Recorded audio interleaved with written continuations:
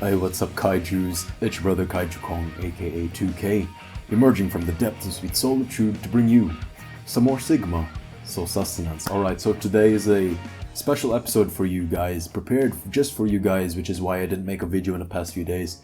This one is another long-form video talking about the blueprint to powerful independence. Now, I know that most of the viewers and subscribers of this channel are younger guys out there who want to really develop yourselves. But one of the main key defining moments of being able to really build upon yourself is that moment when you step beyond the confines of your home and go beyond the unknown, the abyss of what could be, or what could potentially be the best version of yourself or your own destruction. Now, how do you make sure that you grasp this moment properly in your life? This is what I'm here to talk to you guys about. So here we are, Blueprint to Powerful Independence. Now, this is a video request by a subscriber named Jack Fernley Media. Shout out to you, my friend. And for those of you who get something out of it, don't forget to give him a shout out as well in the comment section below, because without him, this video would not have existed. So one key thing I want to remind you guys is that since it's going to be a long form video, there's going to be a lot of content that I mashed into this. So probably watching this in one go may give you an insight into what you have to do and to what you're going to be facing in the future. But you cannot remember everything, so it's best to save this video, put it to one side, or download it as an MP4 or something like that, so that when you come across these, when you actually are in the situation, when you actually need the knowledge, you can easily access it. So save this video for future reference. And one thing is, you can skip. I put timeline chapters in the video, you can scroll across, it's in the description down below, so skip to your heart's content at your own convenience. So let's get beginning. This is the thing that we are all talking about. Like Hercules, he felt that your family, they are responsible for your growth only until a certain amount of time, beyond which you as a man have to establish your own identity in this world. You have to grow your own roots and to plant yourself far beyond the family tree. The fruit has to fall and plant himself somewhere else. A fruit that is kept near the tree or falls next to the tree because there's no sun, he will kind of rot and die. So the fruit has to be as far away from the tree as possible. As long as it's not covered by shadow, the shadow of the family, as long as there's light and he's able to struggle by himself, he can survive on his own. So it's like Hercules. So whether you come from a supportive family or whether you do not come from a supportive family, one constant thing in life, for men especially, is that we have to leave home. Of course, in the past, men usually left home at an earlier age. They matured at an earlier age. Gosh, they got married like what, 21, 22, 23. Now that marriage has been pushed forward to the 30s or even 40s. And of course, there are a lot of societal factors that took place that has resulted in this, but nevertheless, guys, we have to leave. So if you're leaving home, this is a perfect video for you. Thing is, most parents don't give you this talk. Why is that? Because I believe that there is no education for one of the toughest jobs in the world. One of the toughest jobs in this world is being a parent. You have to do basically everything. You multitask. And there is no formal education for this type of role in this world. Therefore, sometimes they struggle to even bring up their kid. And also, when the kid is about to leave, most of them don't even give you that dad to son talk or mom to son talk or older brother to younger brother talk.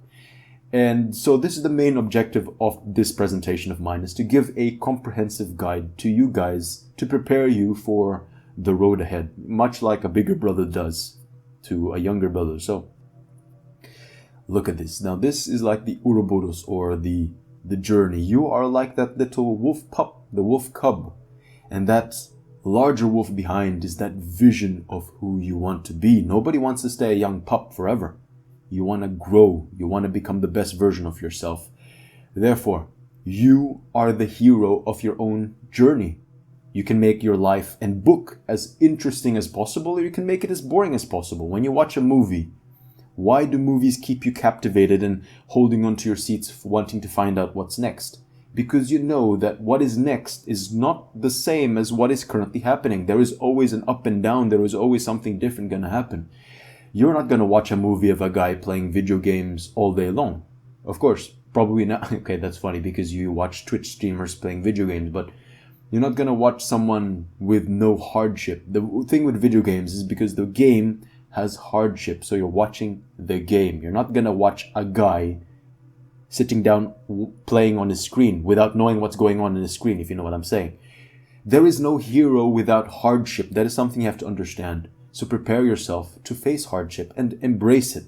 There's no hero without hardship, and there is no hero without purpose. Now this opens me up to the hero's journey. Now this are the little steps, basically the summary of the hero's journey.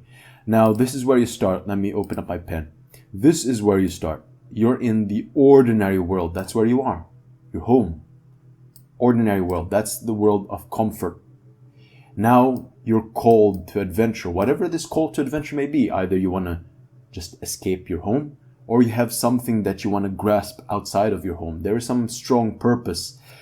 Now, after that call to adventure, there's always this refusal of the call. You don't want to leave because you're comfortable, or you're scared. Even if you don't like to stay at home, you're scared of the unknown. Sometimes the biggest fear is the fear of the unknown, which is why we refuse. And sometimes the only way to cross into the threshold is being able to meet a mentor that can guide you, that can give you the confidence, that can give you the tools and the skills and the mindset to prepare you to cross from the ordinary world into the special world of the unknown, which is what you're going to be going through in the next days. The mentor, in this case, is me. You're going to meet a lot of mentors along your life, but watching this video, the mentor is going to be me. I'm going to be like a bigger brother. Look at this eagle. Your objective in this journey, basically in life, as soon as you step beyond the confines of your family and of your home, your objective is to go from this. Right at the moment, you are a nadir. You're a chick. A nadir basically is defined as the lowest or most unsuccessful point or situation in life. And from nadir, your objective is basically to get to apex. Now, the apex is the opposite. It's defined as the highest or most successful point. That's your main objective. To go from nadir to apex. You're in the nest. But at one certain point in time, inevitably, you do have to get pushed out of the nest and to grow your own wings and fly. But it is that leap of faith, so to speak, that is the scariest point in time for most of us. Just because you flew does not mean you're going to survive. Just because you flew for 5 minutes doesn't mean you're going to thrive. You have to master a couple more techniques to get you to that apex. Now, let me tell you the truth of personal development, which many people fail to understand, especially at a young age, is that this is the lie that the misconception that you have in your mind, that the personal development goes like this. Whoop! It's one straight line, diagonally up.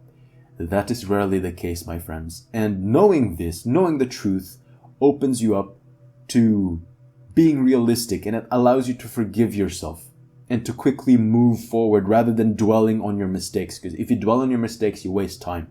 But if you forgive yourself, move forward. Okay, no, you're not perfect. Let's go. What can I do to move forward? Let's go. So this is the false expectation. The truth of personal development is like the hero's journey. Her hero's journey was round, right? So it looks more like this. Like that. Like rounds. But if you do it right, you will see that these circles go up. There is an uptrend. Of course, this is a exception. Most guys' lives will look like that, and probably at one certain point in time, they will kind of decrease in value and then go up again, as long as you do it right. Most guys' life will go up and really go down, go up and go down, and I've had a fair share of those in my life. So let's go back to the concept of the hero's journey. As you see, this is where you start. Ordinary world. Call to adventure.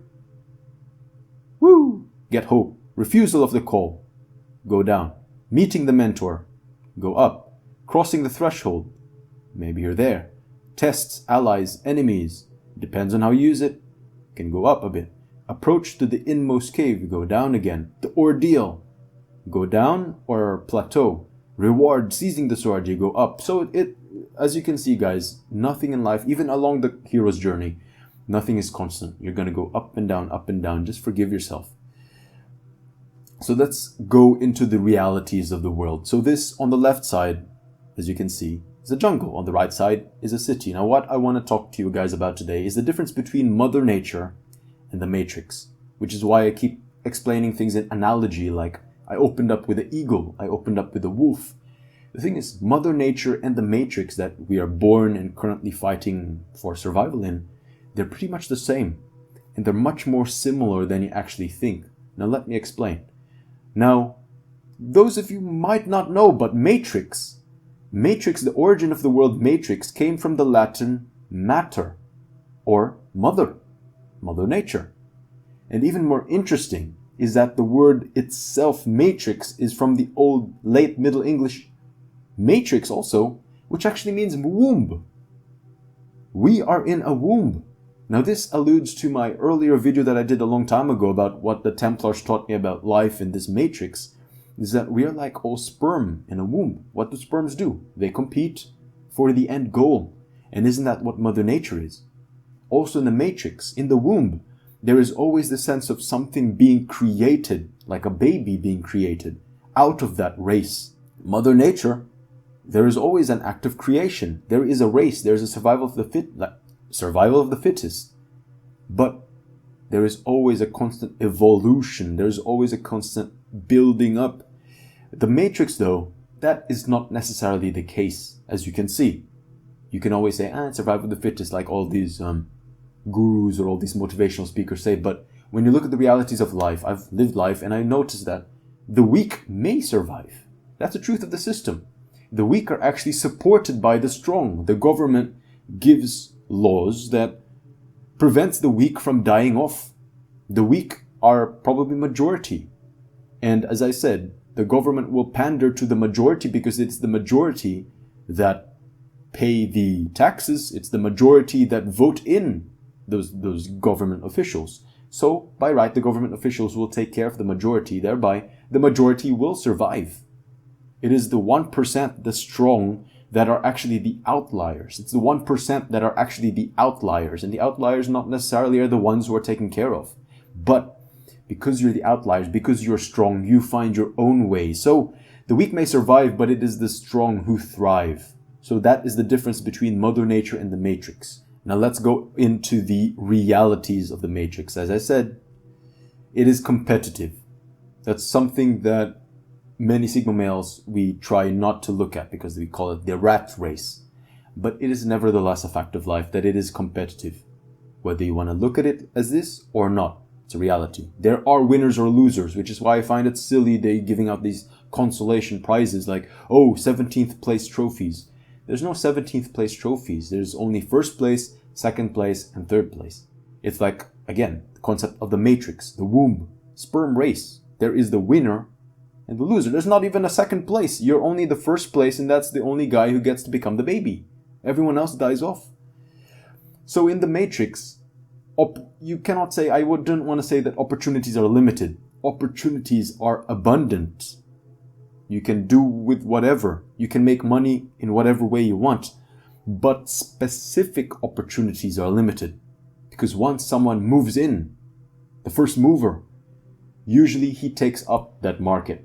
And only then a few, 5, 6, or 7, or 8, or 10 people who move in after him, as long as they are special, as long as they have their own uniqueness or their own unique spin to it, they can become successful. But after that, the market is saturated. And you have to find other opportunities. Opportunities are abundant. They are unlimited. But it is specific opportunities that are limited in life. The sheep tend to always graze in the same plot of land. Knowing this, you can go somewhere else. Grass is abundant, but grass in a certain area is limited. So go to another place where the grass grows wilder.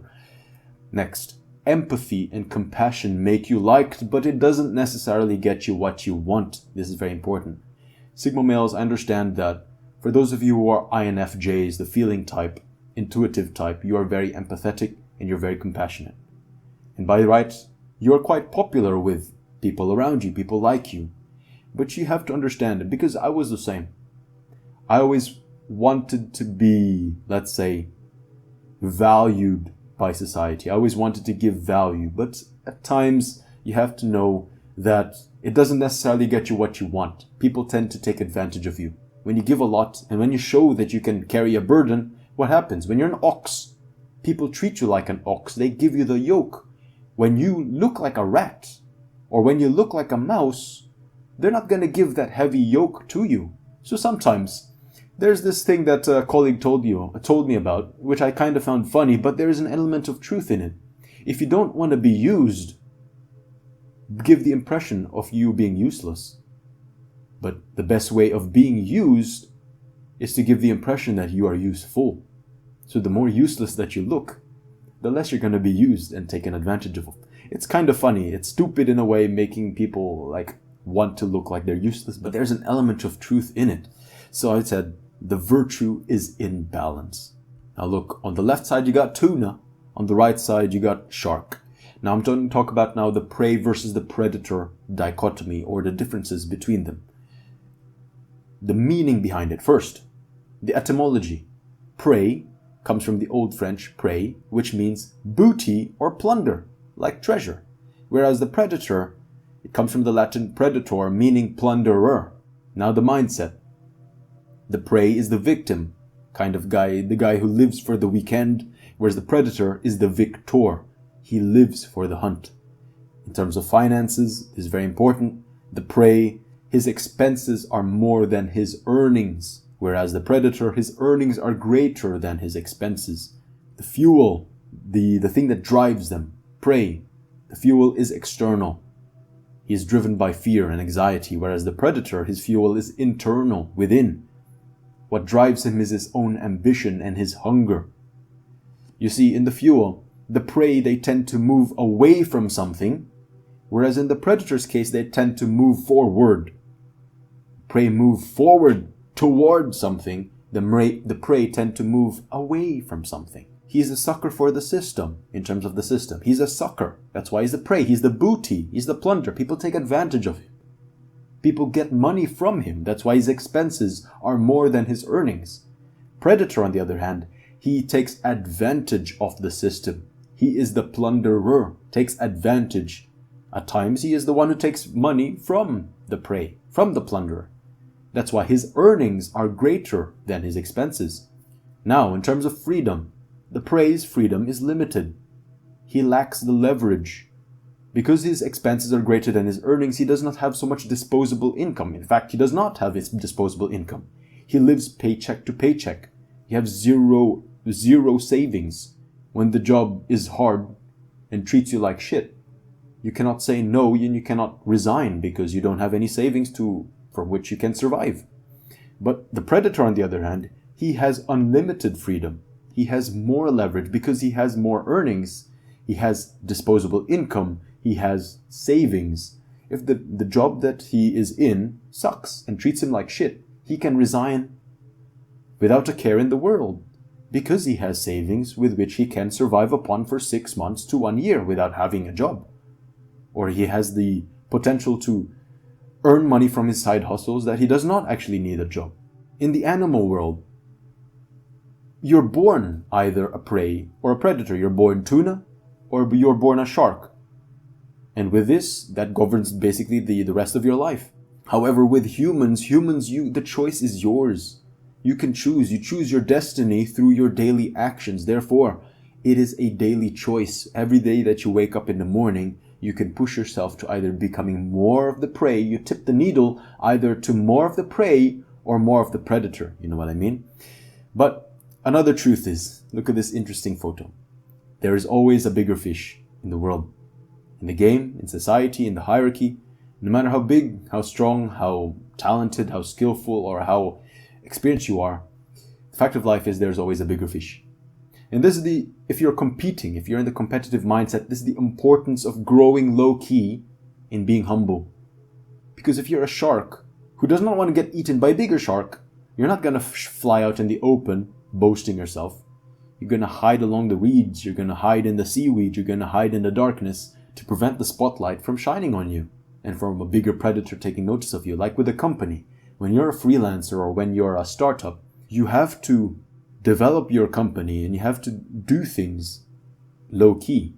Because of bigger companies, bigger competitors with a larger market, with a larger budget on marketing, with better lawyers, if they see you and they see that you're a potential threat, they're going to do everything in their power to bring you down. Like a bigger predator, like a bigger shark taking you, the smaller shark, out. So this is also, it's important as much as possible to self-improve before you even leave home. Like when you're an eagle, for example, before you jump and leave the nest, it's important to stretch out your wings, to practice flight, to warm up, to practice, to train. Because if you didn't warm up and you're just like this the whole time, your entire life, you're just lazy and you think that you're gonna fly when the moment comes that you need to fly. When you fly, believe it or not, as soon as you fly, you're gonna fall on the ground like a pancake. So improve as much as you can before you even leave. The younger that you are now that you're watching this, if you're gonna leave home 2 years, 3 years, 4 years from now, this is the perfect time to actually watch this video, because I give you this knowledge that you have to improve now.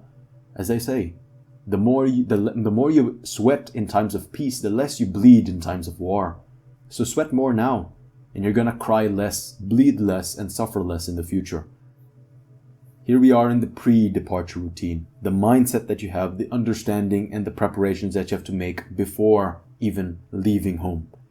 So one thing you have to understand is with the prey versus the predator mindset, tourists spend money while the locals earn money.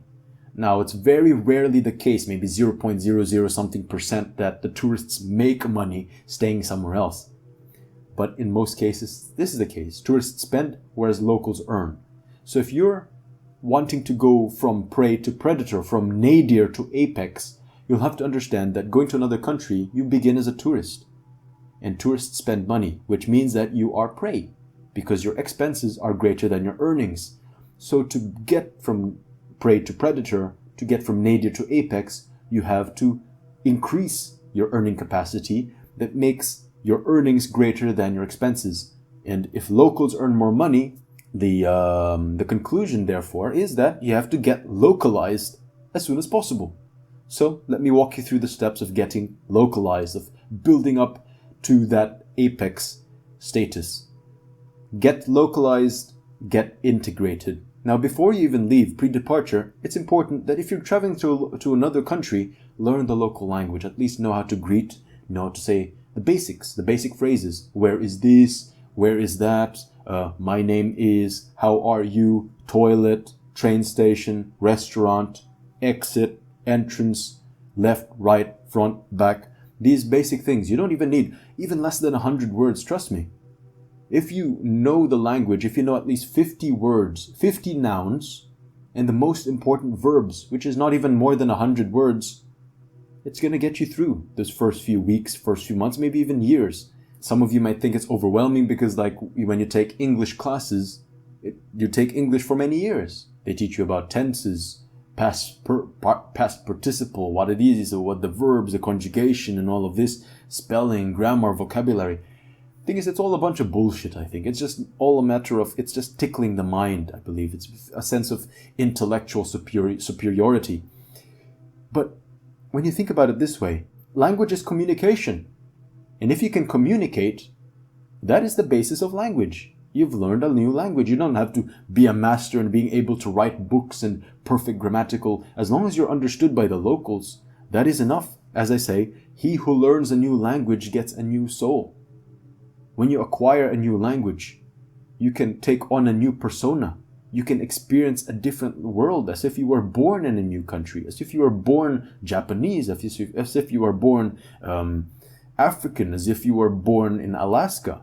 If you're traveling to another state, at least know the sound of their accent, because sometimes the accent in another state or another country, even if they speak the same language, is very different from what you're used to. So if you're exposing yourself to videos of people from that country speaking that language, and you start to understand the way that they speak, when you get there, there's not much of a culture clash, or there's not much of a, oh, what's going on here, because you're more or less accustomed to what they're saying and you're more or less accustomed to understanding them. So the next thing is, you have to understand that different hierarchies exist. Your home is a hierarchy. Out of the confines of that home is a bigger hierarchy. Going to another country is a totally different hierarchy. And different hierarchies have different pros and cons. You may like it better in America than you like it in another country. You may like it in some areas, you might like your home country and you don't like America. So there are different pros and cons. So it's kind of like dating, as I say with my friends. Kind of like dating. Many girls have different pros and cons. They're different girls. Different personalities, different appearances. But you have to find what is suitable for you. Because a country that is suitable for me may not be suitable for another guy, and vice versa. Find what is suitable for you.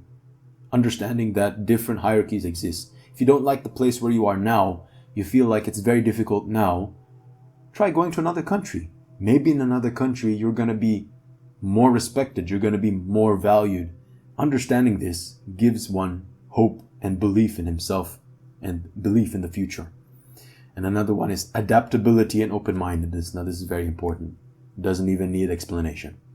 So you have to understand that going beyond the confines of your family, this is the biggest opportunity to evolve.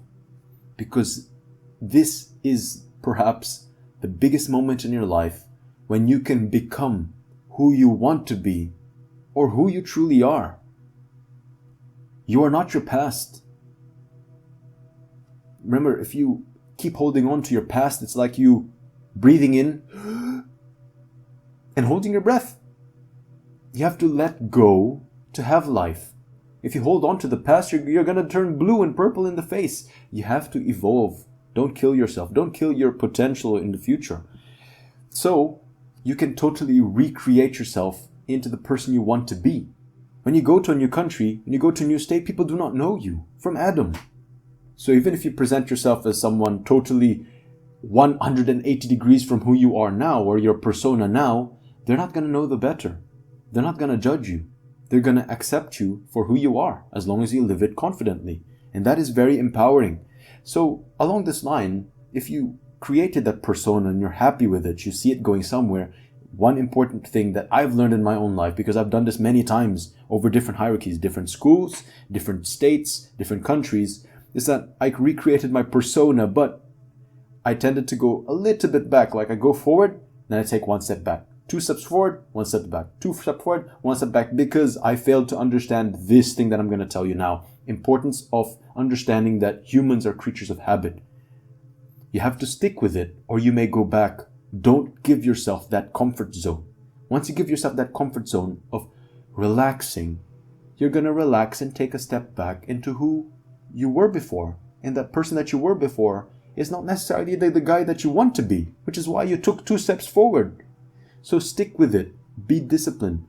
Show up day after day after day. As long as if you do it for more than a month, probably try doing it more than 3 months, that habit will stick, that persona will stick. And as I said in another video, the card is here again, or there, there or here. Don't know how this video is going to turn out to be, mirror effect or not, but think of yourself as the bonsai. It's the biggest opportunity to evolve. The family, the confines of your comfort zone is like the pot. The reason why the bonsai don't grow bigger is because the pot keeps them small. And the constant trimming by the owner. When you trim the leaves, the bonsai looks like what the owner wants it to be. But is that necessarily what the bonsai wants to look like? Nobody knows. The owner doesn't know. So when you go beyond your home, it's like you're a bonsai gonna be planted wherever you want, in the wild. And being planted in the wild, you can grow to whatever size that you want, whatever size, whatever shape you want to become. The freedom is up to you, and that is totally empowering. Now, when you move into a new country, you're going to be moving in as a stranger, as someone who doesn't know what's going on. One of my key advice is don't be a tool, dude. Now, a tool, in my opinion, it's like a word that acronym that I came up, is someone who is target of opportunity looking. If you look like a target of opportunity, you're a tool. And criminals, when they see that you're a stranger, or when they see that you're a tourist or someone who stands out, you're going to be an easier target. They're going to pick you to pick on. So, as they always say, there is power in numbers. The pack life wins over this because it's good to have acquaintances, friends, and or family to get you settled. So when you arrive in the airport or when you arrive in the bus stop or that local area, it is nice to have someone pick you up and drive you to their home and get you settled, get you oriented. But with many of you guys who are going to be traveling alone, you're going to be doing it lone wolf style. Lone wolf style is basically the hard mode. But it is possible. I have done this. And my top tips for surviving in lone wolf hard mode is first, take care of your physical presence. Now this connects to my previous point on preparation before you leave. The bigger that you are, the more threatening that you look, the less bullshit you're gonna get when they see you and they want to pick on you. In their mind, their calculations, the more of a loss that they're gonna take, the more of a beating that they're gonna take over the amount of gain that they potentially can make from you. If it's more of a loss than a gain, they're not gonna touch you. So try to build yourself up to give that impression. Remember, prevention is better than the cure. You may know how to fight. You may know how to run. But the best way to not exert that much energy is to give off the impression of, don't touch me, don't bother me. If you give off that impression, it saves you a lot of energy. So remember, if you sacrifice now in training, eating well, getting big, looking more intimidating, the more free or the more comfort you're going to have a little bit later. But the vice versa is also true. The more relaxed you are now, the more comfort you experience now. You don't train, you don't take care of your diet, you're skinny or you're fat. When you go to another environment, you look more like a target and people might give you more bullshit. You're going to have to hold up to yourself more. You're going to have to fight, or you're going to have to stand up for yourself more. It's going to be the sacrifice. You're going to push your sacrifice to the future. So it's up to you. You want to take the sacrifice now, or you want to take the sacrifice later. Either way, you're going to have to sacrifice. Next, situational and environmental awareness. Now this is key. It's like those Jason Bourne, James Bond movies. You have to know and pay attention to what's around you. If you're a stranger, you have to know ways of checking behind your back without the people behind your back knowing that you're actually scared and looking behind your back. You have to do things in a very nonchalant way. But this is also something that enters into this concept of street smarts. You have to know how to survive in situations through an awareness. Next, concealment of valuables. What do I mean by this? I'm talking about weapons or hidden wallets, things that keep your valuables with you, making sure that you don't lose them, or also potential things that can be used as weapons. Like, let me give you an example. I'll be back. Right, so I'm back. So an example, as I said, rings. Like you see this ring, shout out to Pazori for this ring. You see this ring, it's bulky, it's big, but it protrudes. This may not look like anything. It's like an accessory. It looks cool, looks unique, but it has a double purpose. The reason why I wear this is, one, to look cool, but more, it's a weapon. Because it protrudes like this. If someone attacks you, this is steel. You punch someone with this, it's gonna bore a hole into their head. Of course, you don't want to kill a person. That's not my aim. But if it came down to matter of life and death, this will save my life one day. Next, with also belts. I always wear a belt with me, because a belt in a survival situation, of course, you have to do it fast. You're not gonna master it. But a belt is a potential weapon. You can use this to grab someone's knife, or to strangle someone, or to tie. If you want to keep them incapacitated, you can use your belt to tie their hands behind their back. Something simple like this. Or you can use it as a whip. Now, the reason why I like this belt above all is because it looks very generic, but on the other side, it is a hidden wallet. You see the zipper? It zips down, and basically, you can store, like I did, I store my cash in it. Usually the case is when I go to another country, most of my money is actually in this belt than it is in my wallet.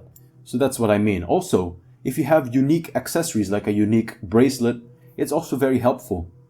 Like something like this, or something even small, not something as obvious as this, but like a bracelet that people know you. It became like a hallmark of your identity. Why? Because these accessories, like even my ring, although I would not want to use it as this, But even this ring, I can drop it in a strategic place that can be used to track me in case I get kidnapped or someone gets dragged away. If someone is tracking you down, they see this ring. They know it's me. It's a gorilla, Kaiju Kong. They know it's me. So they know that I've been there. And if you know how to leave them in strategic places, that could also determine between life and death. Next is knowledge. Knowledge. Knowledge of what to do and where to go. Now this is very important because you can look big, you can have the awareness, you can have your concealment of weapons or valuables, but if you do not know what to do, if you're a stranger and you do not know where to go, what's the place, where the exit is, or where to get your luggage when you arrive in the terminal, or when you step beyond, you don't know where the train station is, you don't know where the metro station is, you don't know where your hotel is, your school is, you're like this, lost, it's gonna display in your face and you're gonna display in your body language, and that's something that you want to avoid because people who are criminals or people who want to take advantage of people who don't know things, they're going to look for those body language cues of cluelessness.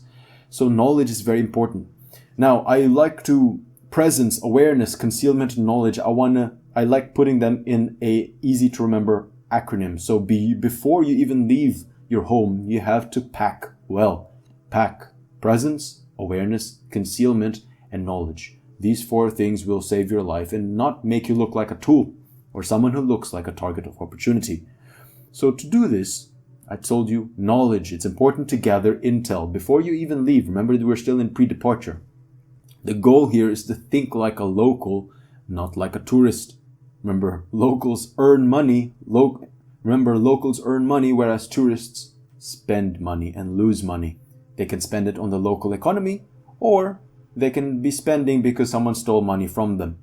So you gotta imagine now that you're like a secret agent or a spy traveling to a new country. Imagine, put yourself in the guy's shoes. In order for you to be powerfully present in that new country, that new place, you gotta be knowledgeable of that area.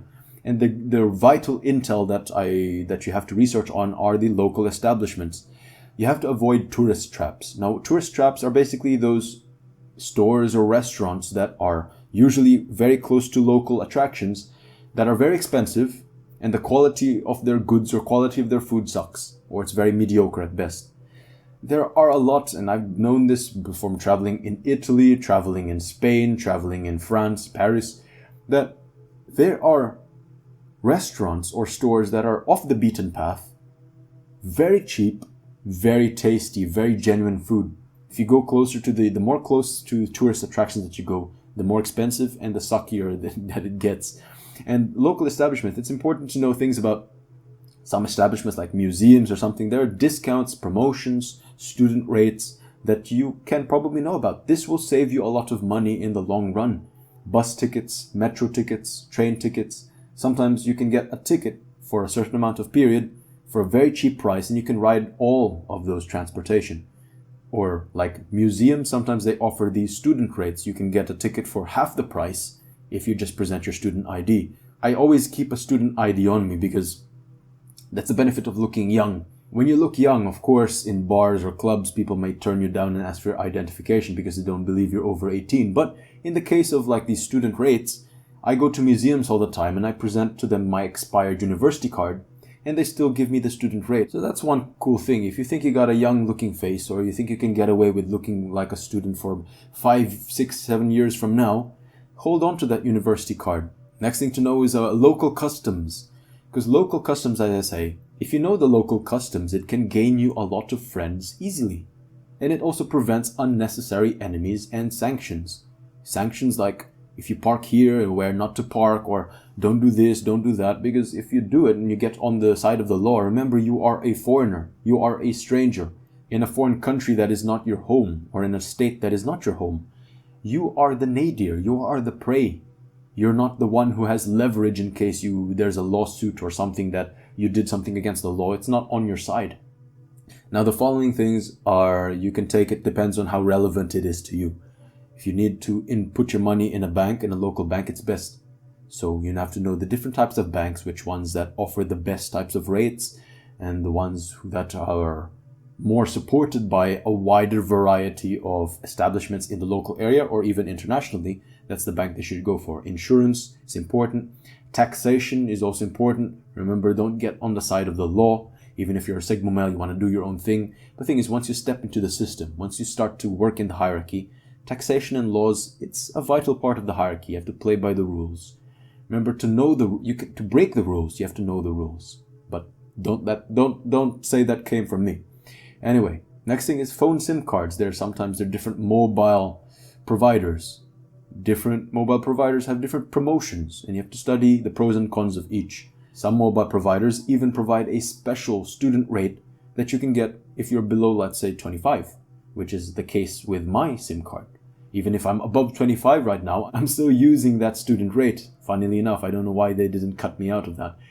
Next is, as I said, the laws and the maps. Before you travel to another place, as I said, with the knowledge, you have to know what to do and where to go. Because if you do not know where you're going, the more people that you ask for directions, or the more you keep looking at signs, the more you kind of stand out as a tool. Next, observe current local fashion to blend in. If you want to blend in, if you don't want to stand out like a sore thumb, especially in the beginning, it's in the beginning when you're still getting oriented with the environment, it's best not to stand out, not to draw unnecessary attention to yourself. So it's good to blend in. How to blend in? You have to observe current fashions. You have to look at photos, you look at videos of that place that you're going in, and you just kind of adopt, or you buy the items that make you look more like the common Joe there. Key takeaway, avoid tourist fashion. Don't wear Hawaiian shirts or things that scream tourist. Okay, if you wear a backpack, it's fine, but some locals, you look around in your local area, they do have backpacks. But there's the type of backpack that screams tourist. And I said, with the previous thing, with the concealment of valuables in the PACK-WELL acronym, concealment, sometimes you can conceal pretty well in an average looking backpack all the things that you need as a traveler. Of course, the first day that I arrived in a country, I have my duffel bag and I always have my luggage, my big ass luggage. Thing is, you know that you stand out already like a sore thumb. So the key thing there is to get from the airport or that point of your arrival to your home, hotel or apartment, to drop that luggage and to get rid of that sign that screams tourist as soon as possible. Next. Now, common things like don't wear sportswear. Many bars, many establishments like museums, churches, they don't accept guys wearing hats. Even if you find it stupid, you can complain all you want, but they're never going to let you in. So, as I said, you have to know the laws you have to know the rules to break them or to tweak them. So even if you are more comfortable, you're more in your own skin and you feel like, oh, I'm a Sigma male, I'm doing what I want. You're doing what you want in your attire, but you're not truly doing what you want in activity sense. If you're not going to be able to get into the museum because of what you're wearing, you're free in what you're wearing, but you're not free in what you're going to be doing. So as I say, the less of a tourist you look upon arrival, the less you stand out to criminals. That's the basic thing that I want to get across to you guys. So that's how you prevent people from looking at you as prey or looking at you as nadir. So as soon as you leave home, you're already like one couple of steps forward from the other guys out there who don't even know this thing. So now you have arrived, and an arrival. Now personally, when I arrive in a new country, the first thing that I always want to do, whether it was in Switzerland, whether it was in Italy, France, Spain, and even here in Portugal, first few days, even the first week, it's all dedicated to scouting and reconnaissance. Now in this period of time, you connect theory or the research that you did pre-arrival with the reality of what's around you. Now in all countries that I traveled to alone, it was very stressful. It's like a fish out of water. And one thing that helped me, especially if I did not do too much research beforehand, is I spend the day acclimatizing. I don't know how to say that. So like the fish analogy, when you buy a new fish from the fish store and you bring it home, you don't just plop it into your new aquarium. You put the fish bag you submerge it into the water of your aquarium to get used to the temperature, to get used to the pH levels, and then slowly but surely you lower the fish into the water. It's the same thing when you go to a new country. Now granted, if you only have a limited amount of time in a country, like where you're traveling, and you only have 2 days, 3 days at maximum in one country, you don't want to spend a whole day acclimatizing. You want to get out there. But In this case, when you're in university or you're getting into new life in a country that you're going to live there over months, over years, one day is nothing. So spend a day in the hotel room, in your room, maybe just going around the local area, but keep that comfort zone, establish a comfort zone. That's one key thing. The first thing you want to do is to establish a comfort zone from which you can then spread out. It's like when you go to a jungle, what you want to do first. You're not going to explore the jungle. You're going to stay in that one spot first, set up a tent, set up a base, set up a fireplace from which you have that comfort zone that you can actually run to. Because if you go and explore immediately, there's no base, you're going to get overwhelmed. So that's the rationale behind that. Next, once you have acclimatized yourself and once you're more comfortable in your surroundings, then you can actually branch out and visit local attractions. This is the best way of getting to know the local culture, to know the local traditions, and to know the local history. And it's actually a much better and worthwhile experience when you are knowledgeable, again, knowledge of the local history and traditions. If you've done your prior research before traveling to that country, before traveling to that state, you know the best restaurants, you know why those are the best restaurants, you know the culture of the food, you know the culture of the people, you know the customs, you're better able to appreciate what you're taking in and you actually remember them better.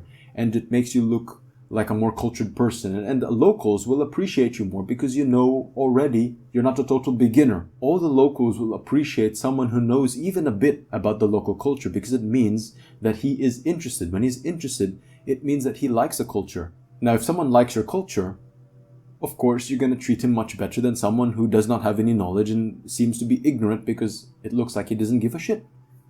Now, after a few days, a day, a couple of hours, maybe even weeks, the stronger guys of you, maybe months, or maybe you're never even going to feel it. But for most of you, you will feel this inevitable nostalgia. Now, what I tend to understand, or in my case, and looking at other people, is the better type of family, the better family that you have, the more close you are as a family, the higher the nostalgia, the more you tend to miss home. If you don't like your family, the more you want to leave home. Therefore, you're not going to have this nostalgia.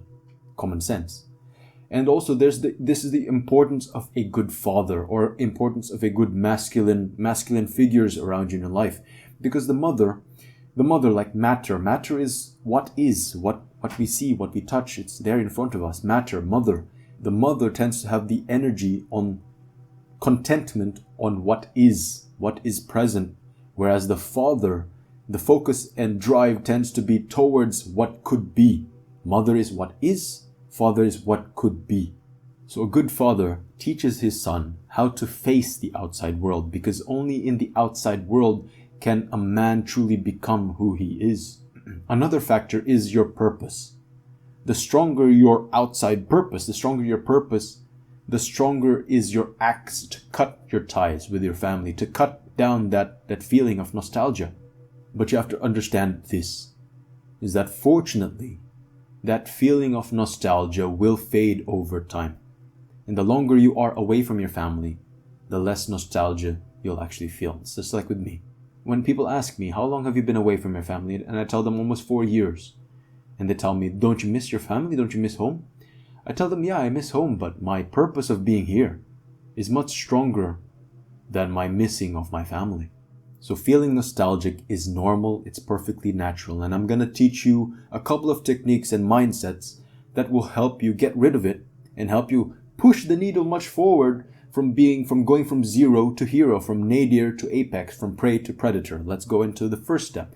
The first step is to set up a local network, to set up a local power base. Now I know for lone wolves this does not make sense.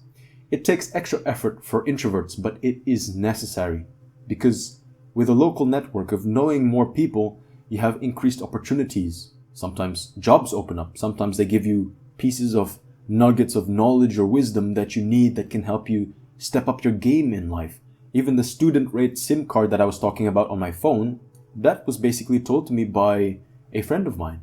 So as a lone wolf, you get to do what you want and nobody has a demand on your time or your opinions or whatever. But you don't have eyes behind your head. You have blind spots as well. And so the more friends that you have, you don't have to hang out with them every day, but maintain a close relationship with them. Have good relationships, because sometimes they can give you those eyes behind the head. They can teach you things that you actually failed to see.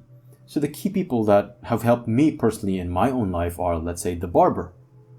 Barber's important. The barber practically spends 15 to 30 minutes or more cutting your hair. What you gonna do? You're just gonna stare at the mirror? No, you can strike up a good conversation.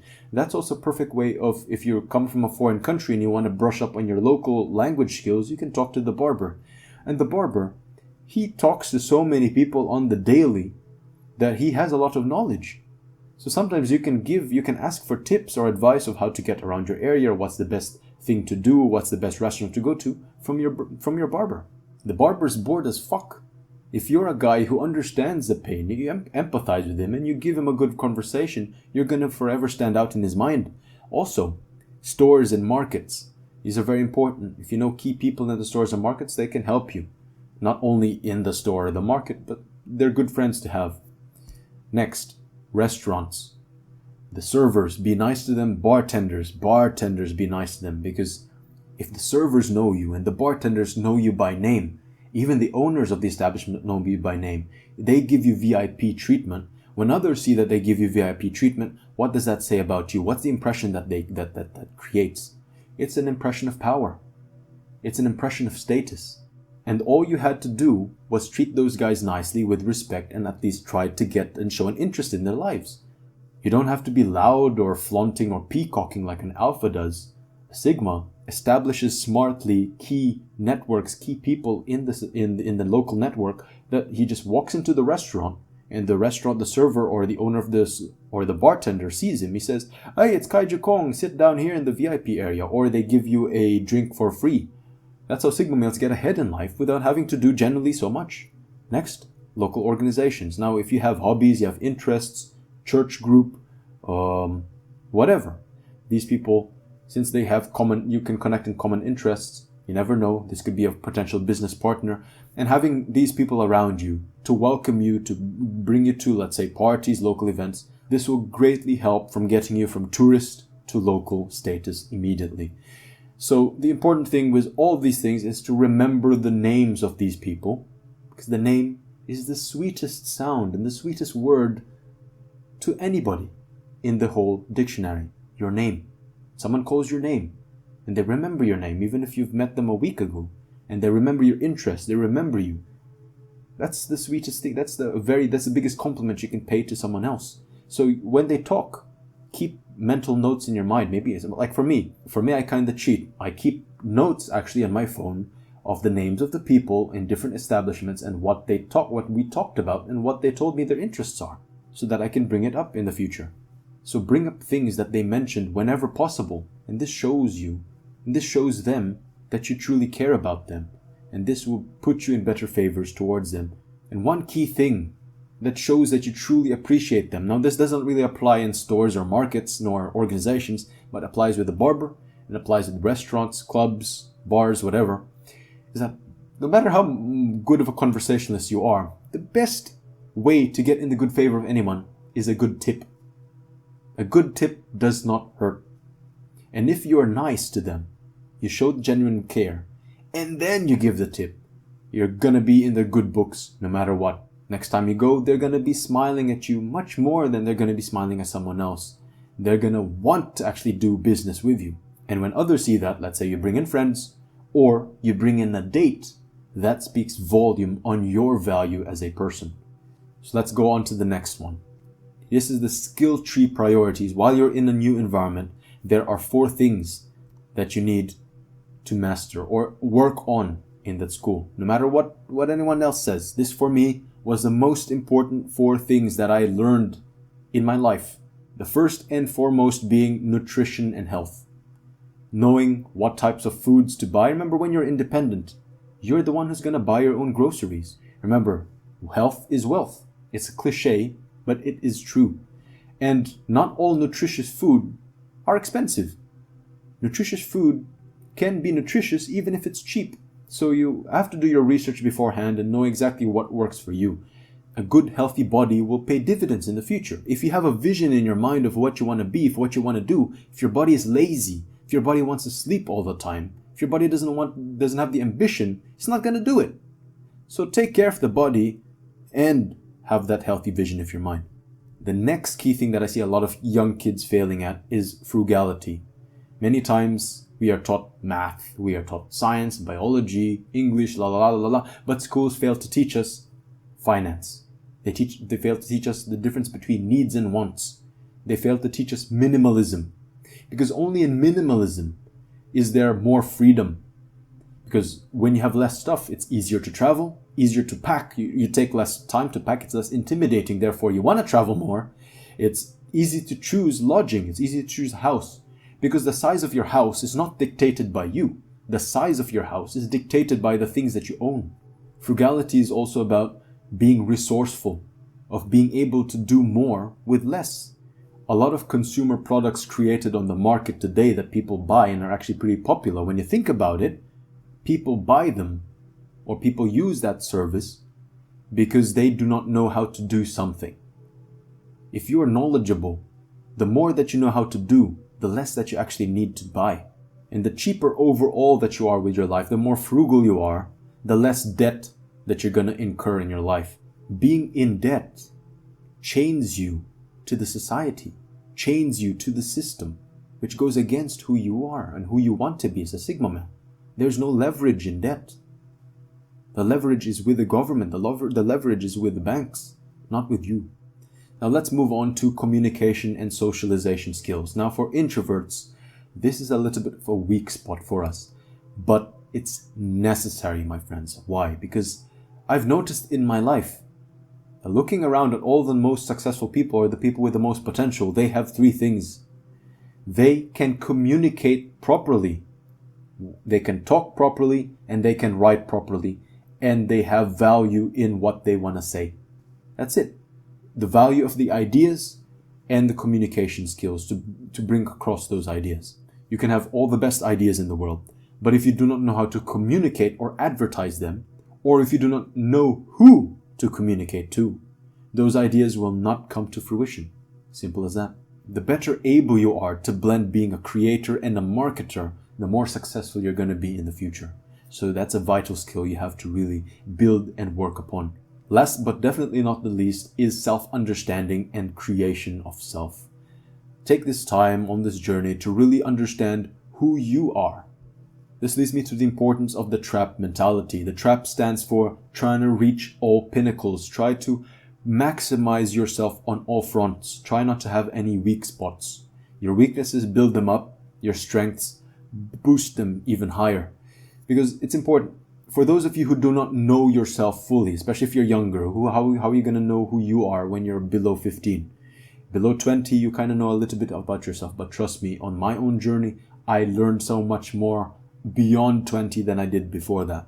If you don't know yourself, trap mentality is good because you can try everything. When you try everything and you dip your toes in different ponds, you'll get to know your strengths, or at least know what you don't like doing or what you're not good at. Next, now this is something that Jack Fernley in his comments when he requested this video specifically pointed out that I talked about, is that this party culture, or this when you go to university and everyone wants to go out to the club and all that. As I say, when the cat is away, the mice will play. The cat is the parent or authorities. When the authoritarian figure is away, the mice will play, the kids will play. Now the reasons for this are simple. This is the first taste of freedom away from parents or guardians for most guys. So there's going to be increased drinking, increased partying, increased hookups, increased substance abuse, etc. But this is where there's this misconception of freedom. Because freedom through partying is actually making you less free in the future. The more you waste your time being free now and comfortable, the more of a sacrifice you're gonna have in the future. So the party goers are the guys who exercise false freedom. They are actually self-sabotaging themselves. And this is the danger of democracy, where the sheep lead the sheep. Of course, now I'm more open to it for reasons that I will explain in a minute. But when I was younger and I see guys partying, I was always thinking to my head, party, let's go to the party, let's go to the party. And I'm like, what are you guys partying for? Your life? You're partying for the mosquito that bit you in the neck? What are you partying for? Nothing. Most people are not even partying for nothing. They're partying because they're alive. Okay, I understand that. But if you party because you're alive every single day, that does not make sense. The party loses its substance. I usually would go to parties for if it's someone's birthday, if there's a special occasion, graduation, but not just because they party for the sake of partying. Now this goes to the benefits of this party culture. You have to understand that there's balance, as I said, virtue and balance. You cannot be a total hermit and never go to anything. Go to the special occasions. The benefits are, going out has a lot of benefits. As you can see on the screen, this is why I chose this picture and not just, random picture of people dancing like that. It's because this screen shows you a lot of the benefits. You get more females going out, going to the club, going to restaurants, going to pubs, than staying at home. It's common sense. And there are increased connections. You don't have to be the alpha male cool guy, but as long as you're chill, like a sigma male is, you're interesting. Because you've lived an interesting life, hopefully, before traveling to university, you lived an interesting life. Trust me, you're going to make a lot of vital connections that may or may not help you in the future. This is one thing you have to understand, is that you are not alone in your discomfort. You have to understand that nobody is uber confident in any environment, especially that one. Of course, there are the typical alpha males and alpha females, but everyone else, they don't have a clue what's going on, especially if they didn't get this briefing that I'm giving you now. So, recognizing that there are people of equal discomfort with you, it makes you feel less alone and less threatened, and you can just open yourself up, being more vulnerable, and start talking to people, making them feel more comfortable. When you make others feel more comfortable, you naturally, because you see the mirror effect, you see them getting more comfortable, and as a result, you also get more comfortable. And the biggest benefit that I want to share to you guys is there is a big financial benefit of going in and out of this party culture, of at least dipping your toes in it, of being comfortable in this environment. Why? Because who are the guys who party? The majority. Those who party are majority. If you know how the majority think and what they worry about on a daily basis, this gives you ideas for future products or future services that you can provide in the future. Plus, because you've talked to them, because you've engaged with them, you know how they act and think. You know how to better market that product or services to them in the future. You see what I mean? So now, unlike the other guys who are partying just for the sake of partying or partying because a mosquito bit them on the neck, you are partying, you're dancing and happy because you're seeing potential customers in the future. The danger with being too much of a lone wolf is that when you disconnect yourself from society, society will disconnect itself from you. It's going to be much harder to create products or services because you do not know what they need or want. It's going to be harder to reach for them because you do not know how to market you don't know how to speak to them in a way that they understand. And if you want to create a company, how are you going to understand the people if you've never even talked to them, if you've never integrated or engaged with them in their lives? Now, as I said, it's good to party, but, balance and everything, but there is an excess. So how to avoid the excess? Remember, you can party for good special occasions, but then sometimes, I know as a Sigma male, for me personally, I also didn't like partying all the time. So how do you justify not wanting to party? When people ask you, oh, why don't you want to come with us, or why don't you want to party? The worst thing that you want to say to them is, oh, I don't want to party. Oh, don't make them look like the villain. Make yourself look like the hero. How do I do this? You have to fill that void with much cooler hobbies or cooler activities that you're actually going to engage in. That's a perfect excuse for missing out.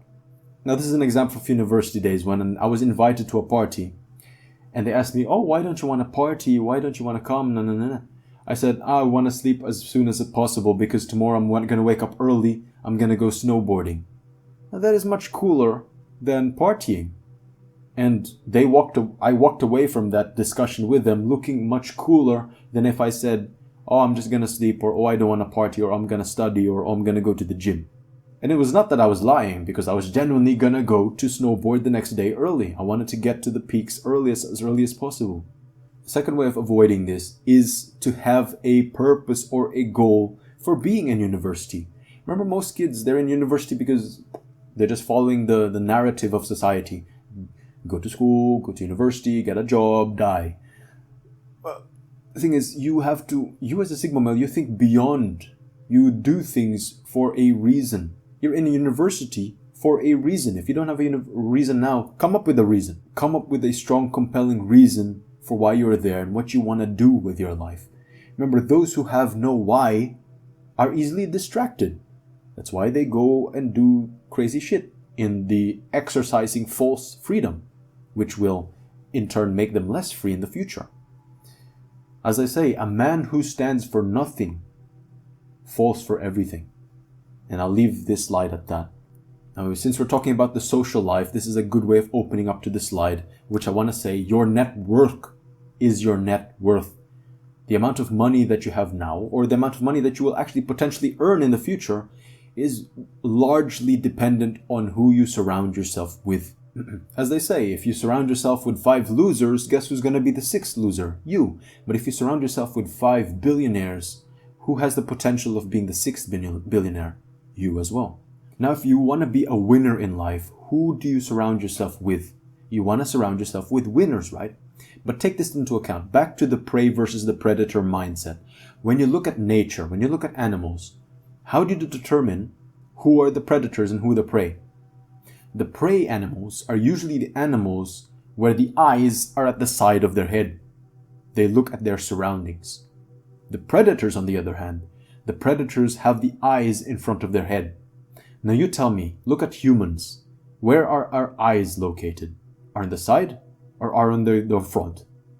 We are on the front. Therefore, humans are actually natural predators. But metaphorically, what this means is that majority of the people nowadays, the eyes are actually on the side. They talk about others. They focus on others outside of them. They talk about others. They talk about events. They watch the news all the time. They watch the news every single day and comment on them as if they can change anything that goes on in society. And they just compare themselves to others. They compare and compare versus the predator where our eyes are on the front. Eyes are on the front. We talk about ideas. We want to see the future. We work towards. We hunt down our goals. We're forward direction. We don't care about what goes on around us. It's like the tour group analogy. Whenever I traveled to another country, I never got into tour groups. Why? Because I found that the tour group always moved so slow. Why did the tour groups move so slow? Because they want to cater to the majority of tourists. Majority of tourists are majority of people. Majority of people are not so smart. Or the bus wants to leave for that attraction that you wanted to visit that day. You're in the bus waiting, wondering what's going on, why we're not leaving yet, because some asshole decided to wake up late. That's why in my life, I always traveled solo, because if the group is slow, which is mostly the case, it is better to be alone. Look at that. Look. The tuna travel in packs. The shark is a solo hunter. The great white shark, in particular, is a solo hunter. But if the group are knowledgeable and they ask good questions, like very rarely in a blue moon tour group, then it's actually better to join. So you have to know who to join and who not to join. But now this begs the question, if you're asking me, Kaiju, what happens if I cannot find winners in life, if I cannot find good role models? Because of course, when you're in university, majority of the people around you are equally clueless. Of course, there are going to be these guys who are a little bit smarter than the rest or have a little bit more experience in life. But most of you, on an average scale, are equally clueless. So there's not going to be anyone around you that you're going to consider role models. And your teachers or professors very rarely are the true role models in life. In majority of the cases, this does not apply to everybody, professors or teachers in university are good at giving out theory, but they never really practiced what they preached.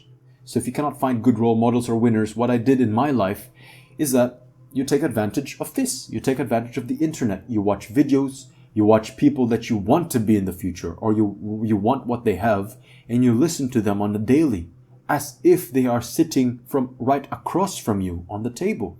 The internet has opened up a lot of opportunities that you younger guys don't really appreciate. Now that is socialization out of the way. I'm going to be talking to you basically about employment. And the thing that I noticed is there is this employment paradox as represented by this picture. And the employment paradox is this. You need a job for experience, but you need experience for a job. Now, I wish I learned this earlier in my life. But when I got out of university, fresh graduate, and I tried to look for jobs, a wide majority of jobs always demanded that I had 1 year of experience. Now, this is frustrating for not only for myself, but for everybody else, that how can these companies expect fresh graduates to have 1 or 2 years experience when that's what we were, fresh graduates. And this 1 to 2 years experience was not for a management position. It was for an entry-level position. So you can complain all you want, like a sheep does.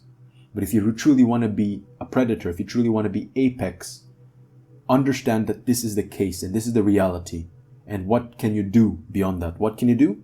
This is the value of internships, side jobs, and volunteering. While you're in university, make full use of that time. While everyone else is partying, while everyone else is lazy, use your time wisely. Not only is internship or a side job going to give you more income, but at the same time, it's also going to give you soft skills related to the goal. Remember, tourists spend money, whereas locals earn money. So if you are in school in another state or another country, you as a student, you're more or less a tourist, you're more or less spending money. But if you get into internships or side jobs, you can potentially start to earn money and make yourself look less, or you start to push the needle more to being apex than a nadir. You start to push the needle more into becoming a predator. And why do you have to focus on acquiring soft skills? Don't just choose internships and side jobs just for nothing. Have a reason why you're doing that particular job, because soft skills are vital. On these jobs, you're going to be faced with obstacles or difficulties or challenges, and you have to take note of your STARs. Now, STARs is an acronym that stands for situation, task, action, and result. Now, if you can break down and explain your experiences in these jobs or activities in the STARs framework, this will help you greatly in job interviews and getting you better positions in life. Now, I'm not going to get into too much detail into what each of these parts entail, but basically it means that you have to remember a particular situation. What was the obstacle? What was the challenge that you faced? The task is, what was your objective, or what was the overall goal of that activity? The action is the actions that you took after that situation took place. And then the result is what basically happened as a result of the action that you took. So remembering key STARs, remember the key STARs while you're working in this internship and side jobs will help you in this job interview. And it's also the best mentality to look forward to challenges. Because sometimes we avoid challenges. But if you do not go through challenges in your job or your internship or your volunteering experience, where are the STARs? There's no situation. You're just going to end up with a tar. On the road to wanting to acquire more STARs in your life, like badges, you are going to actually look forward to more challenges and more obstacles. So now I'm going to take you to the financial freedom blueprint. Now, this may not apply to you currently, but understanding this framework and this blueprint now will greatly help you in the future. So you do well in school and you gain the necessary skills, you build your experience, acquire STARs. These STARs will be the results of which you speak of to potential job interviews. And because you have better results, more STARs and more high quality STARs, the job will hire you. And that does not end there. While you're in the job, work hard. You don't have to work hard. Work hard. It's supposed to be a bicep. When you work hard, there's a potential of you getting promoted. When you get promoted, you can earn more money. When you earn more money, you earn more money. You're more profitable. You're more of a local now than a tourist. And that money goes to you. Health, nutrition, leisure, sometimes to stay sane. You have to spend money on stupid shit. It's fine. But do not go overboard. There's a balance. But it's fine to let yourself go and spend money on stupid shit, especially in the earlier months or earlier years of you being in that new environment. But then once you're comfortable, you can then work on a side hustle, or you can then work on saving up that emergency fund. Now, the emergency fund is vital for your leverage, vital for your freedom in the future. 6 months to 1 year emergency fund. You have to calculate how much money it takes for you to survive per month and basically save that amount of money times 6 or times 12. And then the rest of the money, so part of the money goes to you, your food, your rent, your basic needs. Next goes to your emergency fund.